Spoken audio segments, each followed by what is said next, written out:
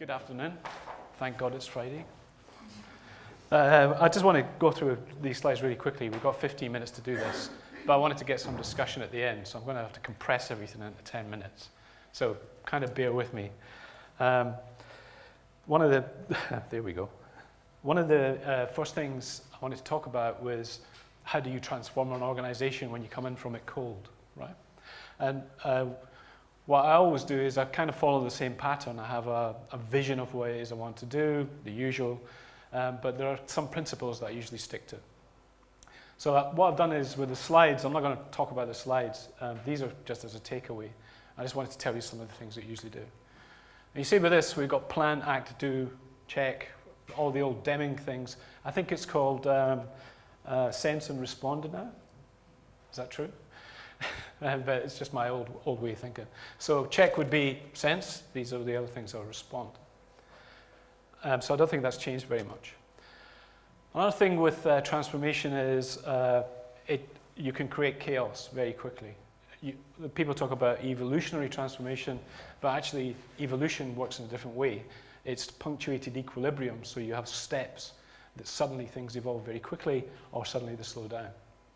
So what I do sometimes is I invite a meteorite, like Siamak, to come in and create lots of chaos, and it kind of creates an attractor that becomes the next stable part of the evolutionary process. So that's my take on transformation.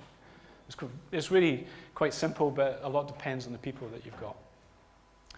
The other thing that we have in transformation that I believe in is that methodology depends on what you're trying to do. So if you've got high complexity, high uncertainty, then something like Kanban, continuous flow, will work. If you've got medium on both, then something like Scrum will work. So you've got some uncertainty, you know what you're going to do for the next 2 weeks. You've got some complexity, that's the way that works. Right, low uncertainty, low complexity, something like Waterfall would work. But that would be an old software project because software is much more complex now than it used to be. So that's just a kind of personal belief I have. You can believe it or not. Up at the really high levels of high complexity, high uncertainty, things are just chaotic, and it doesn't actually matter what method you use. What matters is the actual people and how they interact. So it's a social interaction. Social networks will solve the problem easier than a Kanban method. So that's kind of my view on it. Another thing that I do with transformation is if a new process is going to work, then you can use that new process to roll out the new process. I know that sounds bizarre, but actually I used a Kanban process to set up the transformation plan for transforming to a Kanban process, if that makes sense. So it kind of bootstraps itself. And if that doesn't work, then the new process is never going to work. So it's a really quick way to fail. So about Trayport, I shouldn't have mentioned the name because I thought, what the hell. Please apologize later. I'll apologize later. I don't think I'll get sacked for it. We're about 200 employees. It's been around for 10 years. It's probably the biggest provider of software for energy commodity trading. And about 80% of the world's energy trades go through the systems. So it's kind of big and hairy, and there's some complex parts to it. With the company that we have here, we have got lots of challenges. The company is a cash cow, so it makes lots of money, like embarrassing amounts of money, and they waste it. And they don't like to change anything because change could be uncertain, and they're very scared that that's going to go away. Now the problem with that is that over time, that cash cow is in a coal mine, and it's not going to keep up with innovation in the market. It's not going to keep up with competition. So they actually have to change. They actually have to make a difference. So that's one of the challenges that they have. Now, the other issues that they've had already is they tried to have a very controlling process on development, and they had a big group of resistance fighters and the developers that were against this change. So they were very, very wary about someone coming in and saying, okay, here's a new process. Because they were saying, look, we're just getting the old process started, and you've given us a new one. So that was difficult as well. The other thing was the way that they used the development team was they created delivery pressure. So what they did was they'd have a salesperson going out and sell a promise of some software.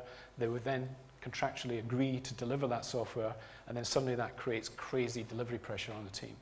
So the team are trying to build something to a fixed date with fixed scope and with massive delivery pressure, and they couldn't do it. So there's this boundary between the business and developers, and then the developers were trying to get things to the clients, and the clients were then pushing back and saying it doesn't work, or it's not what we wanted. So it's a big mess. So the kind of approach I took there was to start by kind of ripping everything up to a certain extent. The approach that we had there was make everything visible. So we started off with this thing called the Wonderwall, which is, it started off as everything that we can possibly think of that anybody wants anywhere in the business and put it on the board. Then we realized that it just looked crazy, it looked ridiculous, having everything on a wall. So what we decided to do was to say, right, what's the really high priority stuff, what we're actually going to do, and then the rest can go in the bin. So we started that way with getting the vision and clarity. We started to use this going forward, so we created a kind of operating model where we identified opportunities, we then mobilized the opportunities, and then we build and deploy the usual stages of deployment. So in the Wonderwall, each one of these cards is actually an initiative. And I avoided using the word project because sometimes they're projects and sometimes they aren't, so we invented a new term for some stuff that needs to be done. So each initiative on this is actually allocated to a team, one card, and that card makes up their whole board. So that's the thing that they've got to deliver in N number of weeks. We started tracking things like cycle times, lead times. You can see it was just lucky actually. I had a screen with velocity on in front of it when I took this photograph. And that visibility helped the business a lot. I actually put the original version of this Wonderwall right beside the COO, so he could actually see what was going on. And he could see it changing every day, and then he would challenge it. He would go, why is that there? And it was constant challenge, and that helped. So getting that clarity was really, really important. With having too much to do, a lot of the old days, technology, because it was under intense delivery pressure, disagreed with the business on what actually should be delivered. So there's lots of things that technology were doing for technology's sake because it was new and shiny. But what I did was I tried to take that away, and everything that went on the board was the responsibility of the product group. So in other words, in technology we put up our hands and say, we're not going to do anything unless you tell us what it is we're going to do. And it gave them a big problem because they had some vague ideas and they expect technology to do all the analysis and figure out how it would actually work as a product and then just deliver it. So we had lots of idea hamsters but no doers. So that changed very quickly with this. So because the delivery pressure was starting to more than get to people, what I did was I broke it up into 3 teams by technology stack. And then the teams actually pool the next thing that they have to do. Now that gave the business problems because they needed to predict when they were going to get things. But they only need to predict when they're going to get things for contractual reasons. So when we said, don't do that anymore, then suddenly it worked. And then the other thing we did was we tried to make sure that we were only making decisions in each part of the business on really what we should make decisions on. So technology is only feasibility. And the salespeople don't say what's going to be built, they say what's desirable, and that makes a difference. Now the business or the product people would say, well, this is commercially viable for what we want to do as a business. So by splitting up those decisions and getting champions for those inside the business, that helped the flow. Now the funny thing about pool is you can start to apply it to all, lots of different things. In the old days of Agile that I remember about 15 years ago, it was, oh, Agile means you don't write documents. And that myth persists, and I still hear it sometimes, but it's kind of crazy. If you need a document, you write it yourself. and that's pull. You pull the information and you pull knowledge, and you write the document yourself for your own reference. So, to say that you're never going to have them, well, that's your own decision. So that kind of changed a lot of the relationships that we had. It took away a lot of the delivery pressure. Because the teams were in these solid, big teams, there wasn't any cross-project planning. Because before, what we had lots and lots of project planning and trying to get teams and trying to get people from those teams and just try and plan out who's going to be on the next project. So all of that effort and politics and all of that started to disappear. The next thing we did was we said to the business, okay, well, you know how much you spend, you get a bill for it, but you don't know how much products are actually worth. You're taking a punt every time you put one out there, and it's actually just hearsay. So what you need to do is to start predicting how much something's going to be worth when it goes into the live environment. And they have got no one that could do that.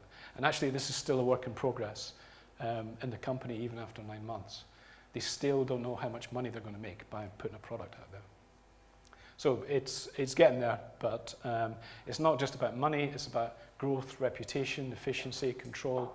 And what we tried to do is to build this kind of spider diagrams on how things are linked to each other and what the actual value of it is. So this would be a value metric for a single initiative. And what you can do is you can compare initiatives for prioritization because you understand those holistic values. So I think that's fairly straightforward. So 9 months down the track, we're in a completely different place. Things are much better than they were. There's no delivery pressure. The businesses have got a really clear view of what they want to do next. And that responsiveness to the business that we can now give them has increased their appetite for more transformation, more change. So it makes Mac's job even harder because they're saying, right, we want more of this, please, and we want it faster. So that's pretty much where I think we're at 11 minutes, something like that, 12 minutes. Questions? I've got a question. Apologies if you said it and I was too busy tweeting. Great to see the whole life thing mentioned on the previous slide.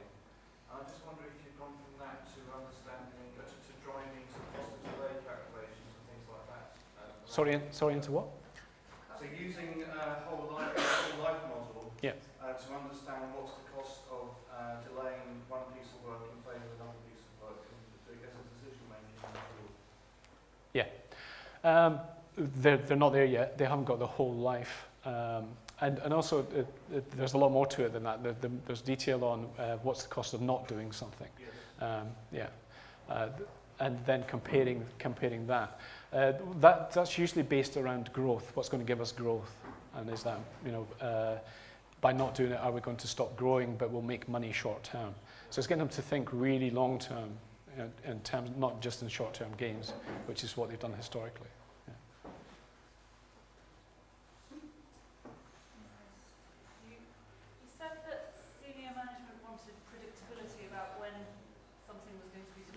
Yes.